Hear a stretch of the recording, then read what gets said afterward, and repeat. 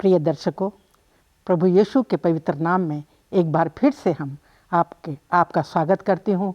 इस हमारे आज सब स्कूल के पाठ के अध्ययन में हम आज 8वें पाठ का अध्ययन करने जा रहे हैं और हम खुश हैं कि आप हमारे साथ जुड़े हुए हैं। परमेश्वर का भी शुक्रगुजार हैं कि उसने हमें कितना सुंदर अवसर दिया है, हम सबको स्वस्थ रखा है कि हम सब मिलकर उसके वचनों में से बहुत कुछ सीख सकते हैं।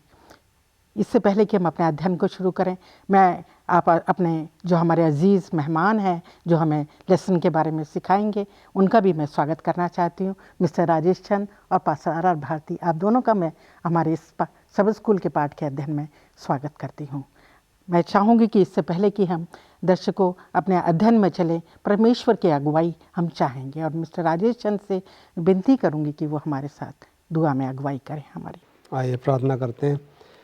हमारे सर्वशक्तिमान परमेश्वर, हम आपका बहुत बहुत धन्यवाद करते हैं इस अच्छे अवसर के लिए जो आपने हमें दिया है कि हम यहाँ इकट्ठे होकर आपके वचन से सीख सकते हैं। प्रभु, हम जानते हैं कि हम बहुत ही कमज़ोर और निर्बल हैं परमेश्वर, लेकिन आपका जो वचन है वो हमें शक्ति और सामर्थ्य प्रदान करता है प्रभु। और जैसे कि आज हम आपके वचन से सीखने वाले हैं प्रभु, हम आपसे प्रार्थना करते हैं और निवेदन करते हैं प्रभु कि जो भी हम लोग यहाँ बैठकर पढ़ेंगे, सीखेंगे, बोलेंगे प्रभु, उस सब पर आपकी आशीष हो। और जितने भी हमारे श्रोतागण हैं जो इस कार्यक्रम को देख रहे हैं प्रभु, उन सब के लिए हम प्रार्थना करते हैं कि आप उनको भी अपनी पवित्र आत्मा से परिपूर्ण करें कि जो कुछ भी वो सीखें प्रभु, वो अपने जीवन में उसका अनुसरण कर सकें।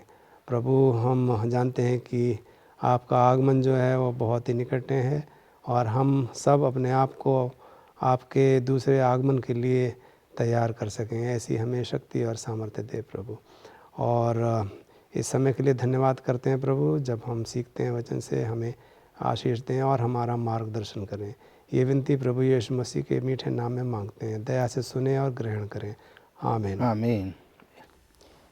प्रिय दर्शकों, आज हम अपने 8वें पाठ का अध्ययन कर रहे हैं। हमारा ये जो 2021 त्रैमास का ये पहला त्रैमास है और इसका आज का हमारा शीर्षक है मेरे लोगों को दिलासा दे।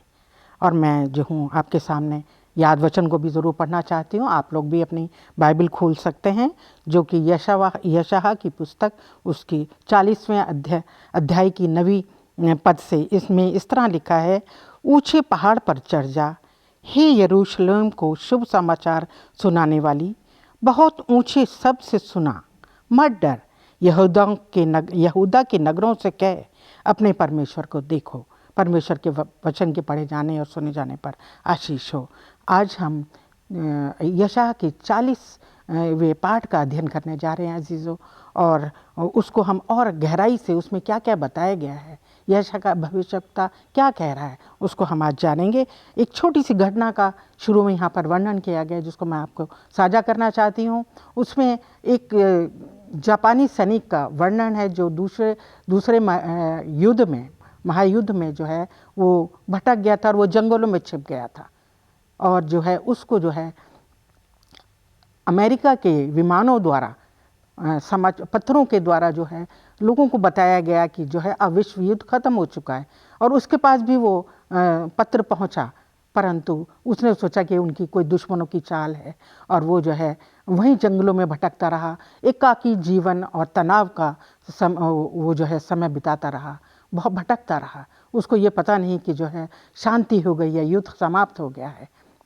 और 27 वर्ष के बाद जो है उसको जब लोग कुछ आए वहाँ शिकार करने जंगल में, तब उसको पता लगा कि जो उसके मित्र थे, जो उसके और परिवार के लोग थे, जो और उसके सैनिक लोग थे, वो तो शांति का जीवन यापन कर रहे थे, परंतु वो जो है जंगलों में एक तनाव का और अशांति का जीवन व्यतीत कर रहा था।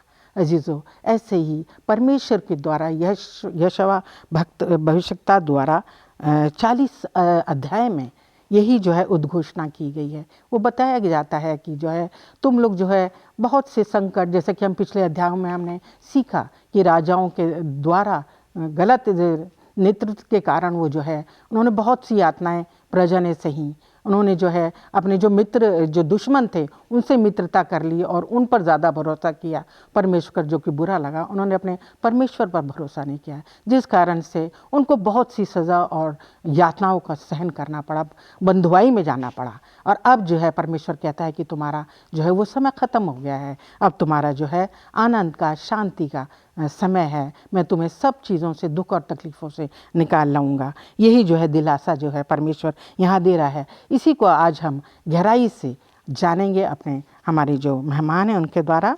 आज हम चलते हैं रविवार के अध्ययन में, जिसका शीर्षक इस तरह से है, भविष्य के लिए दिलासा दे। मैं पास्टर भारती से जानना चाहती हूँ कि वो हमारे दर्शकों को बताएं, बाइबल की प्रतिज्ञाएं वर्तमान पीड़ाओं के बीच में दुखों के अंत के विषय में किस तरह सांत्वना देती हैं। ये बहुत ही अच्छा सवाल है हम तमाम के लिए सीखने के लिए और हमारे श्रोताओं के लिए भी, कि इस दुनिया में दुख, पीड़ा, चिंताएं और परेशानियां हैं, और इसके लिए परमेश्वर ने प्रतिज्ञा दी है कि वो अपने लोगों को दिलासा देगा। जो हमारे इस त्रिमास का जो मुख्य हेडिंग है हमारे परिचय का, उसको हम आज यहाँ पर सीखने के लिए जा रहे हैं। और ये परमेश्वर की प्रतिज्ञा है कि परमेश्वर अपने लोगों को तमाम दुखों से, मुसीबतों से, परेशानियों से वो जो है छुड़ाएगा। और ये एक वादा यहाँ जिस अध्याय को हम आज सीख रहे हैं, यशायाह उसके 40 अध्याय को, और मैं अपने दर्शकों से भी गुजारिश करूँगा कि मेहरबानी से बाइबल से जो यशायाह की किताब है उसके 40 अध्याय को आप खोल करके बैठें, जिसको हम आज यहाँ सीखने के लिए आपके साथ हैं। और इसकी पहली और दूसरी आयतें मैं आपको पढ़ करके बताना चाहता हूँ, जिसमें इस तरह से लिखा है, तुम्हारा परमेश्वर यह कहता है, मेरी प्रजा को शांति दो, शांति दो। यरूशलेम से शांति की बातें कहो और उससे पुकार कर कहो कि तेरी कठिन सेवा पूरी हुई है, तेरे अधर्म का दंड अंगीकार किया गया है, यहोवा के हाथ से तू अपने सब पापों का दूना दंड पा चुका है। तो ये परमेश्वर की एक प्रतिज्ञा है जो उसने अपने लोगों के लिए यहाँ पर दी है। और इस सवाल के संदर्भ में अगर हम परमेश्वर के लोगों के इतिहास के बारे में देखें तो हमें और बेहतर तरीके से समझ में आएगा। जैसे कि हम देखते हैं कि परमेश्वर के लोग जब परमेश्वर से दूर हो गए तो परमेश्वर ने उसको मिस्र की गुलामी में भेजा, क्योंकि परमेश्वर उनको सही रास्ते पर लाना चाहता था। और दूसरा उदाहरण हम यहाँ पर पाते हैं जो हम इस हफ्ते भी सीखे हैं, पिछले हफ्ते भी सीखे हैं, कि असूर के राजा के द्वारा जो परमेश्वर के लोग थे उनके ऊपर जो है परेशानी दिलाई गई। और हम यहाँ पर पाते हैं कि जो बाबुल शहर था उसको भी जो है परमेश्वर के लोग जो दूसरे लोग थे, जो राजा थे, उन्होंने जो उसको बर्बाद कर दिया। यरूशलेम के ऊपर जो है वो चढ़ाई की गई, उसको बर्बाद किया गया। लेकिन परमेश्वर का वादा अपने लोगों के साथ रहा कि मैं तुम्हें बंधुआई से वापस ले आऊँगा। और आज यहाँ हम देखते हैं इसी किताब की 14 अध्याय में, जहाँ पर परमेश्वर कहता है कि मैं याकूब के घराने पर दया करूँगा, मैं अपने लोगों को जो है अपना लूँगा और उनको उन्हीं के देश में मैं बसा लूँगा।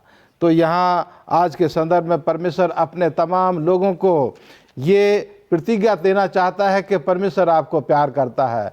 आपके जीवन में दुख और परेशानियाँ आ सकती हैं, इसलिए कि परमेश्वर आपको गलत रास्ते से आपको मोड़ करके वापस लाना चाहता है। आपको परमेश्वर अपने रास्ते पर चलाना चाहता है, क्योंकि परमेश्वर प्यार भी करता है, लेकिन परमेश्वर जो साथ ही साथ अगर हम गलती करते हैं तो हमें दंड भी देता है। और वो दंड में प्यार जो है वो झलकता है परमेश्वर का, कि परमेश्वर चाहता है कि हम उस गलती को दोबारा ना करें। तो आज परमेश्वर के लोग जो इस दुनिया में अपना जीवन व्यतीत कर रहे हैं, उनके लिए परमेश्वर का वचन ये शांति देता है कि वो यरूशलेम जो परमेश्वर के लोगों का घर है, उसमें जो है शांति कायम होगी।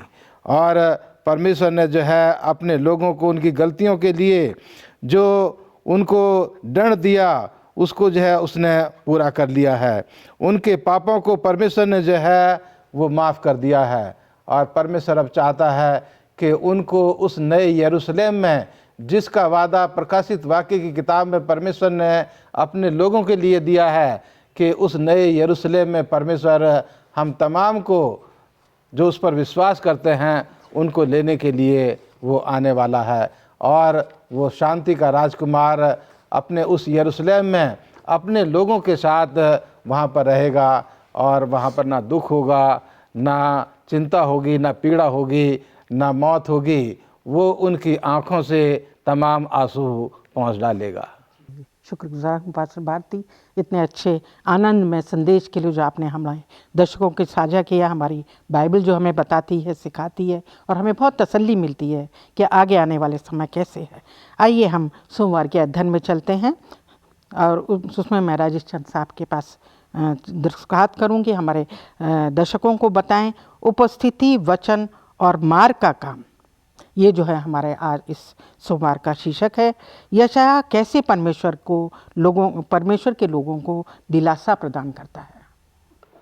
जी, सोमवार का जो पाठ है उसमें परमेश्वर की उपस्थिति, वचन और मार्ग का काम, इसके बारे में उल्लेख किया गया है। यदि हम पढ़ेंगे यशायाह की किताब, उसका 40वां अध्याय और उसका 3 से 5 पद जब हम पढ़ते हैं तो हम वहाँ पर सीखते हैं, हम जानते हैं कि परमेश्वर किस प्रकार से अपने लोगों को दिलासा देता है, और परमेश्वर के जो लोग हैं वो किस प्रकार से विश्राम प्राप्त करते हैं। एक अनाम उद्घोषक ने उद्घोषणा की कि परमेश्वर अपनी महिमा को प्रकट करने के लिए आ रहा है। यशायाह 40 और 3 से 5 में हम इसको पाते हैं। एक और आवाज़ ये उद्घोषित करती है कि यद्यपि मनुष्य घास की तरह क्षणिक है, परमेश्वर का वचन जो है वो सदैव अटल रहेगा। तो हम यहाँ पर सीखते हैं कि जो मनुष्य का जो जीवन है वो बहुत ही क्षणिक है, पल भर के लिए है, और जल्दी से समाप्त हो जाता है। हम कह सकते हैं कि पलक झपकते ही जो जीवन है मनुष्य का वो समाप्त हो जाता है। लेकिन जो परमेश्वर का वचन है वो शाश्वत है, वो अटल है, और हमेशा वो रहता है। यदि हम देखें, निर्वासन के बाद परमेश्वर के लोगों ने सिनाई पर्वत पे जो कुछ भी पाया था या खोया था, उन्होंने अपने धर्म त्याग से, वो भटक गए थे, उन्होंने अपने धर्म को त्याग दिया था। सो धर्म त्याग से की वजह से उनको दंडित किया गया था, और परमेश्वर की उपस्थिति और उसका वचन जो है इज़राइल के साथ परमेश्वर की वाचा के मूल तत्व हैं, जो उनके मध्य में, उनके पवित्र स्थान में विद्वान था। यदि हम निर्गमन की किताब उसका 25वां अध्याय और उसके 8वें पद को पढ़ते हैं तो हम इस बात को जानते हैं, क्योंकि उन्होंने उसके वचन को ना माना था। जो परमेश्वर के लोग थे, जिन्हें परमेश्वर निकाल के ला रहा था, जो इजरायली लोग थे, हम देखते हैं कि उन्होंने परमेश्वर के वचन को नहीं माना था, और उनको दंडित भी किया गया था, और परमेश्वर ने फिर अपने मंदिर को छोड़ दिया था। लेकिन अब हम जानते हैं कि परमेश्वर जो है वो वापस आ रहा है, और वो हमें दिलासा देता है और हमें भरोसा देता है, क्योंकि उसका जो वचन है वो शाश्वत है, वो हमेशा बना रहता है, और उससे हमें उद्धार मिलता है, उससे हमें आशा मिलती है, और प्रभु के आगमन के लिए हमें तैयार होना है। लेकिन यहाँ पर ये सवाल उठता है कि हम परमेश्वर के आगमन के लिए अपने आप को किस प्रकार से तैयार कर सकते हैं। ये बात बहुत ही अहम है, बहुत ही आवश्यक है हमारे जीवन के लिए, हमारे व्यक्तिगत जीवन के लिए हम कह सकते हैं। ये बात बहुत ज़रूरी है कि किस प्रकार से हम अपने आप को परमेश्वर के आगमन के लिए तैयार कर सकते हैं। हम जानते हैं कि यदि कोई राजा होता है तो राजा जो है वो ऊबड़ खाबड़ रास्ते से नहीं चलता है, उसके लिए मार्ग तैयार किया जाता है। सारी जो बाधाएं होती हैं उसके रास्ते में उनको हटाया जाता है, तो मार्ग की पूर्व तैयारी की जाती है, और परमेश्वर कहता है कि वे टेढ़े मार्ग को सीधा करेगा। जो हमारा जीवन है वो एक टेढ़े मार्ग के समान है। तो परमेश्वर ये हमें दिलासा देता है, ये हमें भरोसा देता है, आशा देता है कि वो हमारे जीवन को जो है वो सीधा करेगा। और परमेश्वर को किसी रास्ते पे चलने की ज़रूरत नहीं है, क्योंकि जो उसके स्वर्गदूत हैं, जो चेरुबिम हैं, वो उसके रथ के समान है। तो वो परमेश्वर उससे चलता है, आगे बढ़ता है, उसको किसी पथ पर या मार्ग पर चलने की आवश्यकता नहीं होती। लेकिन ये हम जानते हैं कि हमारा जो जीवन है वो एक मार्ग, एक पथ के समान है। तो उसको सीधा करना है, उसको उबड़ खाबड़ रास्ते को जो हमारे जीवन में है, जो आत्मिक जीवन जो हमारा है, उसको हमें सीधा करना है। तो यशाया हमें यही बात इसमें बताता है कि हमें अपने मनों को फिराना है, क्योंकि स्वर्ग का जो राज्य है वो निकट आ गया है। तो आइए हम परमेश्वर से प्रार्थना करें, उससे क्षमा मांगे, अपने पापों की क्षमा मांगे और अपने आत्मिक जीवन को तैयार करें ताकि हम उस स्वर्ग के भागी हो सकें। शुक्रगुजार हूँ पास्टर मिस्टर राजेश चाहता आपके इतने अच्छे विचारों के लिए। और ये कितना सही है कि जो परमेश्वर की उपस्थिति निरंतर हमारे साथ बनी रहती है, जो हमें शिक्षा प्रदान करती है, हमें मार्गदर्शन करती है अपने वचनों के द्वारा, और हम पापों के साथ उसके उद्धार को नहीं पा सकते। तो और पापों को जो है निराकार करना, ख़त्म करना है, तो इसके लिए जो हमें समय पर समय सिखाया जाता है। और हमें जैसे आपने कहा कि हमें अपने जीवन में बदलाव लाना है, अपने पूरे पुराने जीवन से फिरना है। आइए हम मंगलवार के अध्ययन में चलते हैं। मैं पास्टर भारती से चाहूँगी कि वो इस विषय पर चर्चा करें। मंगलवार का शीर्षक है इंजीलवाद या सुसमाचारवाद का प्रचार। यशायाह 40:9-11 पद में बाइबल की किस घटना का वर्णन किया गया है? मिसेस भारती, जो आपने यहाँ जिन आयतों का यहाँ पर जिक्र किया गया है, यशायाह उसका 40 अध्याय की 9 से 11 आयत को मैं अपने दर्शकों के लिए यहाँ पढ़ना चाहता हूँ। जो बहुत ही खास वचन जो है यहाँ पर ये है कि हे सिय्योन को शुभ समाचार सुनाने वाली ऊंचे पहाड़ पर चढ़ जा। हे यरूशलेम को शुभ समाचार सुनाने वाली बहुत ऊंचे सबसे सुना। मत डर, यहूदा के नगरों से कहे अपने परमेश्वर को देखो प्रभु यहोवा सामर्थ दिखाता हुआ आ रहा है। वह अपने भुजबल से प्रभुता करेगा। और देखो, जो मजदूरी देने की है वह उसके पास है, जो बदला देने का है वह उसके हाथ में है। वह चरवाहे के समान अपने झंड को चराएगा। वह भेड़ों के बच्चों को अंगवार में लिए रहेगा और दूध पिलाने वालियों को धीरे धीरे ले चलेगा। ये बहुत ही तसल्ली देने वाला ये वचन जो है परमेश्वर ने अपने वचन में यहाँ पर ये दर्ज किया गया है। और ये खास करके हम देखते हैं कि ये कलीसिया के लिए कहा गया है, क्योंकि यहाँ लिखा है कि हे सिय्योन को शुभ समाचार सुनाने वाली ऊंचे पहाड़ पर चढ़ जा। तो यहाँ कलीसिया के लिए ये संदेश है, और कलीसिया को ये जिम्मेदारी दी है परमेश्वर ने कि वो सुसमाचार को जो है वो सब जगहों पर जा कर के उसका प्रचार करे। परमेश्वर के शुभ संदेश को कलीसिया जो है ऊंचे शब्द से तमाम लोगों के पास जो है वो उनके बीच में जा कर के बांटे। और आगे हम पाते हैं कि भजन संहिता भी जो है यहाँ 68 भजन में यहाँ कहा गया है कि परमेश्वर जो है जो उसके अपने लोग हैं उनको वो जो है उनके लिए घर बसाता है, और जो हटीले मन वाले हैं उनके लिए परमेश्वर का दंड भी जो है वो रखा गया है।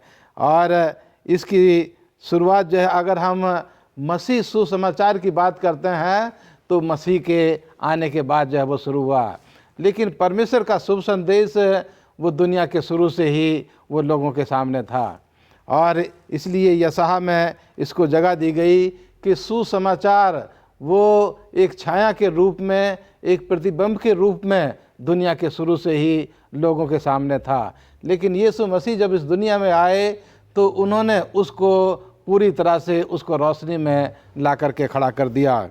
और इसलिए यहाँ हम पाते हैं यूहन्ना की किताब में, जो यूहन्ना बपतिस्मा देने वाला था उसको परमेश्वर ने ये जिम्मेदारी दी कि वो परमेश्वर के आने के लिए रास्ता तैयार करे, लोगों को तैयार करे।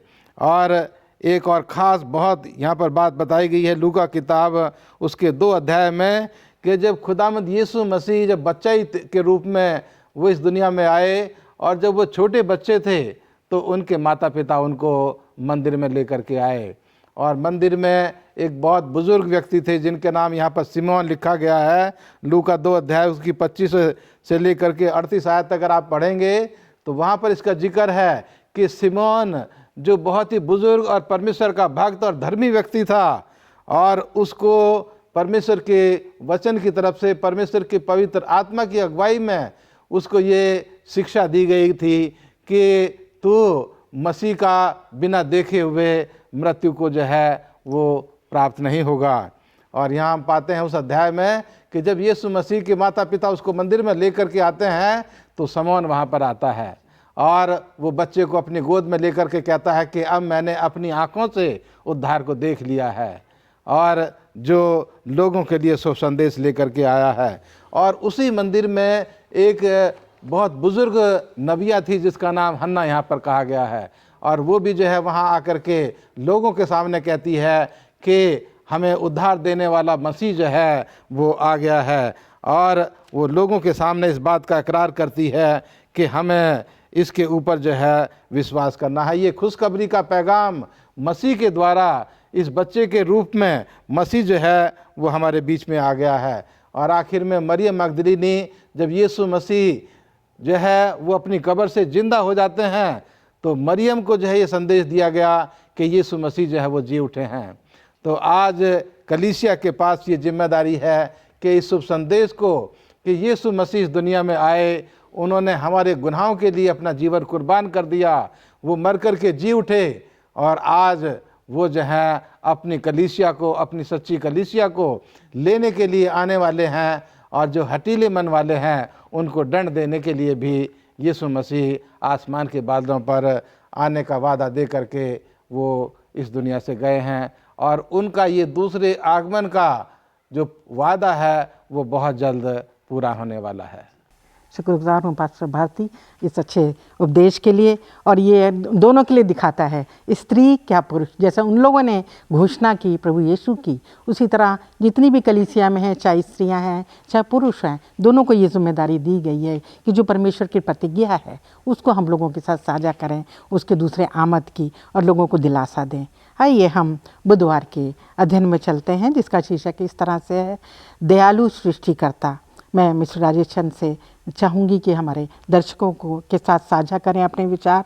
परमेश्वर की वो कौन सी विशेषताएं या गुण हैं जो मानव जाति को बचाने में सक्षम हैं? धन्यवाद। आज का जो बुधवार का पाठ है उसमें जो याद वचन है जो हमें पढ़ना है वो है यशाया 40:12 से लेके 31 तक। तो इसका जो शीर्षक है पाठ का बुधवार के वो है दयालु सृष्टिकर्ता। तो हम जानते हैं कि परमेश्वर जो है वो बहुत ही दयालु है और हमारा दयालु सृष्टिकर्ता है। और इस पाठ में हम पाते हैं कि यशाया जो है वो परमेश्वर की दया और उसके सामर्थ्य के विषयों में बताता है, और उस विचार को, इस विचार को लोगों के सामने और अच्छी तरीके से विकसित करता है और उनको बताता है कि परमेश्वर ही है जो दयावान है और वो ही शक्तिशाली है, वही सामर्थ्य रखता है। तो इस अध्याय में हम परमेश्वर की दया और उसके सामर्थ्य के से जुड़े हुई जो बातें हैं उनके बारे में सीखते हैं। तो यहाँ हम देखते हैं कि दया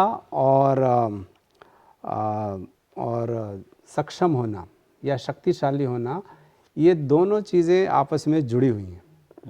परमेश्वर जो है वो दयावान है और वो शक्तिशाली है। तो परमेश्वर जो है क्योंकि वो दयावान है तो वो अपने लोगों पर दया करता है, अपने लोगों के बारे में सोचता है, उन्हें बचाने के लिए सोचता है कि वो नाश ना हो, और वो इस कार्य को कर सकता है क्योंकि वो सक्षम है। और सक्षम क्यों है? क्योंकि वो शक्तिशाली है। तो परमेश्वर जो है वो शक्तिशाली है और वो दयालु है। दोनों बातें जो हैं ये जुड़ी हुई हैं और वो अपने लोगों को बचाने में सक्षम है। तो यशाया 40 से यदि हम पढ़ें 1 से 5 तक, तो उसमें दया, दिलासा और उद्धार के निमित्त प्रभु जो कि प्रभु से आता है और परमेश्वर जो है सृष्टिकर्ता के रूप में दिलासा वो अपने लोगों को प्रदान करता है, क्योंकि वो उद्धार करता है। परमेश्वर जो है वो अपने लोगों का उद्धार चाहता है और इसीलिए वो लोगों को दिलासा देता है। तो परमेश्वर का जो सामर्थ्य है और उसकी महिमा, उसके जो स्थायित्व के बारे में, उसके संदर्भ में यशाया जो है वो इस संदेश को बहुत ही विस्तार से लोगों को बताता है कि परमेश्वर जो है वो दयावान है, वो दयालु है और वो सृष्टि करता है और वो आपको बचाने में सक्षम है, शक्तिशाली है। क्योंकि प्राचीन काल में जो लोग जो थे वो अपने कार्यों से ये संकेत देते थे कि परमेश्वर जो है वो एक मूर्ति की तरह है, वो मूर्ति की पूजा करते थे। सो इस धारणा के लिए यशाया जो है वो बहुत ही विशिष्ट रूप से चर्चा करता है और एक बहुत ही अचूक, हम कह सकते हैं एक अचूक तर्क वो जो है वो लोगों के सामने प्रस्तुत करता है और कहता है कि परमेश्वर ही, सच्चा परमेश्वर ही वो सृष्टि करता है और परमेश्वर के संदेश का जो उद्देश्य है वो लोगों को दिलासा देना है। क्योंकि दिलासा जो है वो उसकी ज़रूरत है परमेश्वर के लोगों की। बिना दिलासे के उनका जीवन जो है वो अंधेरे में है और हम जानते हैं कि उस समय जो लोग हैं वो मूर्ति पूजा करते थे, वो अंधेरे में जीते थे। तो ऐसे लोगों को दिलासा की बहुत ज़्यादा ज़रूरत है। जी, शुक्रगुजार हूँ मिस्टर राजेश चंद, आपने जो हमें बताया, सिखाया और दिलासा से जो है एक प्रोत्साहन लोगों को मिलता है जब परमेश्वर उनको दिलासा दे रहा है उसके वचनों के द्वारा। तो जब हम आज वर्तमान समय में भी जब इन वचनों को पढ़ते हैं कि वो हमारा सच्चा चरवाहा है और बहुत से पद, तो हमें कितनी दिलासा और हिम्मत हमारे को मिलती है और हमारा प्रोत्साहन होता है और हम अपने बुरे मार्गों से बचते हैं और फिर परमेश्वर की अगुवाई में चलना शुरू कर देते हैं। आइए हम अपने गुरुवार की अध्ययन में चलते हैं जिसका शीर्षक इस तरह से है, मूर्ति पूजा के विषय में समस्या। और मैं पास्टर भारती से चाहूँगी कि वो बताएं आज कलीसिया किस तरह की मूर्ति पूजा का सामना कर रही है।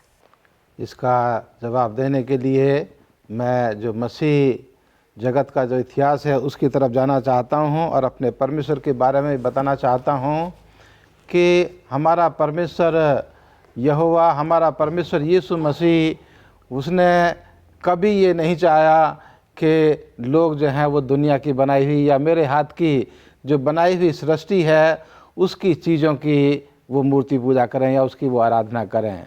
परमेश्वर हमेशा से मूर्ति पूजा के विरोध में रहा है और इसीलिए परमेश्वर ने अपने लोगों को 10 हुक्म जो है वो एक पट्टी पर लिख कर के दिए और जिसके सबसे पहला और दूसरा जो हुक्म है वो परमेश्वर ने अपने लोगों के लिए रखा है कि तुम जो है किसी भी चीज़ की सूरत या मूरत बना करके जो है उपासना ना करना, तुम दूसरों को किसी भी दूसरी चीज़ को ईश्वर करके ना मानना।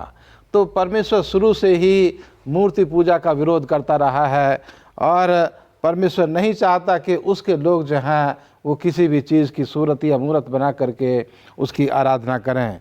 और यहाँ यशा की किताब में भी लिखा है उसकी 40 अध्याय की 19 और 20 में कि मूरत कारीगर ढालता है। मूरत जो है वो कारीगर ढालता है, सोनार उसको सोने से मढ़ता है और उसके लिए चांदी की साकलें ढाल कर बनाता है। जो कंगाल इतना अर्पण नहीं कर सकता वह एक ऐसा वृक्ष चुन लेता है जो ना घुने। तब एक निपुण कारीगर ढूंढकर मूरत खुदवाता और उसे ऐसा स्थिर करता है कि वो हिल ना सके। तो यहाँ जो है परमेश्वर अपने वचन में बताता है कि मूरत क्या है। मूरत जो है वो उसमें कोई जान नहीं, वो परमेश्वर के हाथ की बनाई हुई चीज़ें हैं और लोगों के हाथ की बनाई हुई चीज़ें हैं। तो यहाँ परमेश्वर कहना चाहता है हमारी इस कलीसिया को कि हम कलीसिया में भी किसी भी तरह की मूर्त या सूरत की हम जो है वो आराधना ना करें, क्योंकि परमेश्वर ने शुरू से ही ये कहा है कि मैं अपनी कलीसिया के साथ हूँ। जैसा निर्गमन की किताब उसके 25 अध्याय की 8 में लिखा है कि परमेश्वर अपने लोगों के बीच में खुद रहना चाहता है।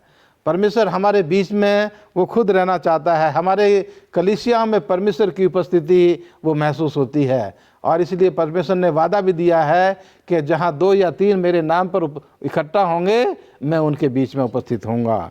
तो कोई भी चीज़ जो है वो परमेश्वर का स्थान नहीं ले सकती।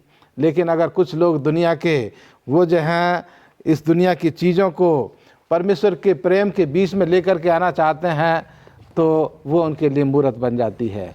तो कोई भी चीज़ जिसको हम परमेश्वर की जगह पर जो है वो हम खड़ी कर देते हैं तो परमेश्वर का प्यार जो है वहाँ पर ख़त्म हो जाता है, और उस जो चीज़ हमारे सामने है वो हमारे परमेश्वर के प्रेम को जो है वो ख़त्म करती है। तो लिखा है कि जो कुछ भी परमेश्वर के लिए हमारे प्रेम को ख़त्म करती है या उसकी सेवकाई में बाधा डालती है, वह एक मसीह व्यक्ति के लिए वो मूर्त बन जाती है। और इसीलिए आज दुनिया के इस अंतिम समय में परमेश्वर जो है अपने लोगों को बताना चाहता है कि हम परमेश्वर को अपने जीवन में जगा दें। और प्रकाशित वाक्य उसके 12 अध्याय की 6, 7, 8 में लिखा है कि हम उसी की आराधना करें, सृष्टिकर्ता की आराधना करें जिसने ज़मीन और आसमान को और जल के सोते और जिसने समुद्र बनाया है। केवल हम उसी की आराधना करें, किसी मूर्त या सूरत की आराधना नहीं। हमारे जीवन के बीच में बहुत सारी चीज़ें हमारे आंखों के सामने आ जाती हैं जो हमें जो है वो परमेश्वर के और हमारे बीच में वो बाधा बन जाती हैं, और लोग उनको जो हैं उनको पूजने लगते हैं। तो एक आत्मिक व्याभिचार भी जो है वो उन चीज़ों के द्वारा बढ़ता है जो हमारे जीवन में परमेश्वर की जगह को जो है वो लेने की कोशिश जो है वो करने लगती हैं, या परमेश्वर उनको अपने जीवन में रखने की कोशिश करने लगता है। तो कोई भी चीज़ परमेश्वर के रास्ते में, परमेश्वर के प्रेम के रास्ते में, जो हम प्रेम परमेश्वर को करते हैं उस रास्ते में कोई भी चीज़ हम जो है ना रखें, बल्कि हम उसी को याद करते रहें और उसी को अपना मुक्तिदाता, उसी को अपना नजात दहिंदा मानते हुए हम जिंदगी के सफ़र पर आगे बढ़ें और खुदा को ही अपने जीवन में पहली जगह दें। जी, धन्यवाद देती हूँ पास्टर भारती आपका इतने अच्छे संदेश के लिए। और सही है, हमारा परमेश्वर जो है जीवता परमेश्वर है, जो हम जिसकी उपस्थिति हमारे बीच में रहती है, और हम क्यों इन बातों को अपने जीवन में जो ख़त्म होने पे हैं, समाप्त होने पे हैं, क्यों उनको अपने जीवन में लाएं, और पहला स्थान हम अपने जीवन में परमेश्वर को दें, ताकि वो हम क्योंकि उसने कहा है कि तुम मुझे अपने पूरे मन से प्रेम करो। पर क्या है कि हम कभी कभी दुनियावी चीज़ों को अधिक प्रेम करने लग जाते हैं, और जिसकी वजह से जो है परमेश्वर को भूलने लगते हैं, परमेश्वर को समय नहीं देते हैं, उसके लिए समय नहीं निकाल पाते हैं। तो ये तब जो है हम जो है परमेश्वर को बुरा लगता है, क्योंकि वो हमसे प्रेम करता है। आइए हम शुक्रवार के अध्ययन में चलते हैं, और मिस्टर राजेश चंद से मैं विनती करूंगी कि वो हमारे दर्शकों को बताएं यशायाह के समय में मानव जाति की आत्मिक समझ कैसी थी। शुक्रवार के पाठ में हम चलते हैं, और यहाँ पर कुछ अतिरिक्त अध्ययन हम करेंगे। यहाँ पर एलन जी वाइट जो हैं, जो कि एक हमारी बहुत ही महान भविष्यवक्ता रही हैं, उन्होंने अपनी किताब प्रॉफिट्स एंड किंग्स में लिखा है। वहाँ पर एक अध्याय है, एक चैप्टर है जिसका टाइटल है बिहोल्ड योर गॉड। उसमें ये एलन जी वाइट कहती हैं कि यशायाह के समय में परमेश्वर के बारे में मानव जाति की जो आत्मिक समझ थी वो बहुत ही गलत थी, और वो एक गलत फहमी के अंधेरे में थे, और शैतान ने उनके मनों में, उनके दिमाग में ये भर दिया था कि जो परमेश्वर है वो केवल दुख देता है, वो पीड़ा देता है और मृत्यु देता है, और पाप, पीड़ा और मृत्यु से उनकी पहचान कराई थी कि ये परमेश्वर की तरफ से आती है। और उसने शैतान ने जो है वो लोगों को धोखा दिया और उसने कहा कि परमेश्वर जो है वो बहुत ही कठोर है और वो नहीं चाहता कि जो लोग हैं वो एक अच्छा सुंदर जीवन जी सकें, और क्योंकि परमेश्वर जो है वो बहुत ही कठोर है और वो दंड देता है। इस प्रकार से शैतान ने उनके दिमाग में ये बातें पैदा करी। एक और जो लोग थे वो परमेश्वर को एक निंदक के रूप में देखते थे, पापी को ग्रहण करने के लिए अनिच्छुक कहते थे कि मानो उनकी मदद करने के लिए कोई कानूनी बहाना नहीं था। प्रेम का नियम जिसके द्वारा स्वर्ग का शासन किया जाता है उसे कट्टर धोखेबाज द्वारा लोगों की खुशी पर प्रतिबंध के रूप में गलत तरीके से प्रस्तुत किया गया था, जिससे कि एक बोझ उठता है जिससे बचने के लिए उन्हें खुशी होनी चाहिए। उन्होंने घोषणा करी कि इसके उपदेशों को पालन नहीं किया जा सकता और अपराध के लिए दंड को मनमाने रूप से लागू करता है। तो हम देखते हैं कि शैतान ने जो है वो लोगों के मनों में बहुत ही गलत तरीके से ये धारणा पैदा कर दी थी कि परमेश्वर जो है कठोर है, वो दंड देता है। ये सब बातें उनके मनों में उसने भर दी थी। तो हमें आज खुश होना चाहिए कि हम जानते हैं कि परमेश्वर जो है वो प्रेम है और वो नहीं चाहता है कि कोई भी नष्ट हो। परमेश्वर हमेशा ये चाहता है कि हर एक कोई उसके स्वर्ग के राज्य में बचाया जा सके। तो हमारी ये आज ये कोशिश है, ये हम अपने जीवन को बदलने के लिए हमारे पास समय है, प्रभु ने समय दिया है कि हम अपने जीवन को बदल सकें, क्योंकि अब हम जानते हैं कि परमेश्वर जो है वो प्रेम है और हम बचाए जा सकते हैं क्योंकि परमेश्वर हमें प्रेम करता है। तो आइए हम उसी तरीके से, जिस प्रकार परमेश्वर हमें प्रेम करता है, हम भी उसी प्रकार से परमेश्वर को प्रेम करना सीखें। मिस्टर चंद साहब, जो शैतान है उसने दुनिया के लोगों के दिलों में अंधकार को भर दिया है जी, लेकिन परमेश्वर का नाम मुबारक हो जिसने अपना पवित्र वचन उस अंधकार को दूर करने के लिए हमारे हाथों में, हमारे जीवन में दे दिया है। और कलीसिया को भी ये जिम्मेदारी दी है कि इस रोशनी को लेकर के हम उन अंधियारे दिलों की तरफ जाएं और उनके जीवन में रोशनी जो है वो हम चमकाएं, जिससे कि वो भी अंधेरे का जीवन छोड़ करके उजाले में आ सकें और उजाले में होकर के अपना जीवन व्यतीत कर सकें और खुदावंद यीशु मसीह के दूसरे आगमन के लिए अपने आप को तैयार कर सकें।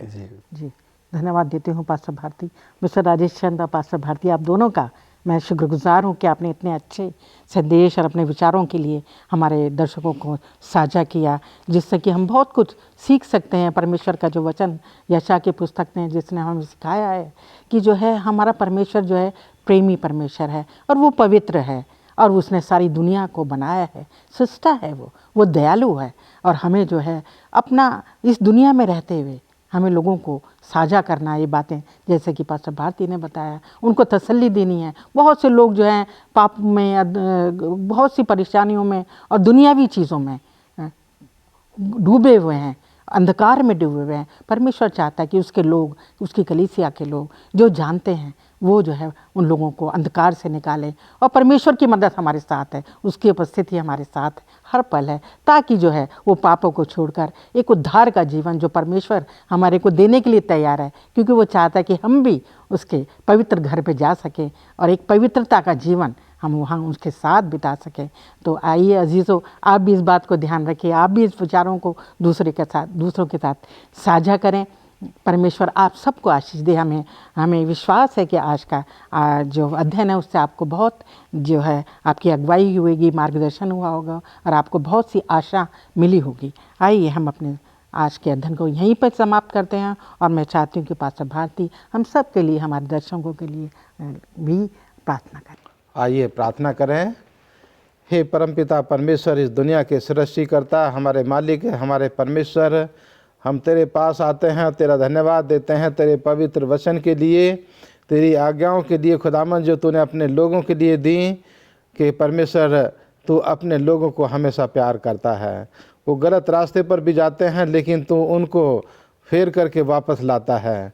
परमेश्वर तूने अपना शुभ संदेश, अपना समाचार, परमेश्वर ये खुशखबरी का पैगाम तूने दुनिया के तमाम लोगों के लिए दिया है, और कलीसिया को ये जिम्मेदारी दी है कि इस शुभ संदेश को लोगों के बीच में लेकर के जाएं जहां पर अंधेरा पाया जाता है, जिससे उनके दिल भी रोशनी से जो है वो प्रज्वलित हो सकें। खुदामंद तुझसे दुआ करते हैं कि तू हम में से हर एक के साथ हो, और जो हमारे श्रोता हैं परमेश्वर उनको भी ऐसी सद्बुद्धि दे कि वो जो कुछ भी सुनते हैं तेरे वचन को वो दूसरों को दे सकें, जिससे कि दूसरे लोग भी तेरे नाम को जान सकें और गवाही हो, और तेरा आगमन आसमान के बादलों पर जल्द हो सके, और हम तमाम उस आगमन के लिए अपने आप को और दूसरों को तैयार करने में मदद कर सकें। तू हमारी अगुवाई कर और हमें अपनी नज़दीकी में ले चल। हमारी प्रार्थना को सुन और कबूल कर, मसीह यीशु के नाम में मांगते हैं, आमीन।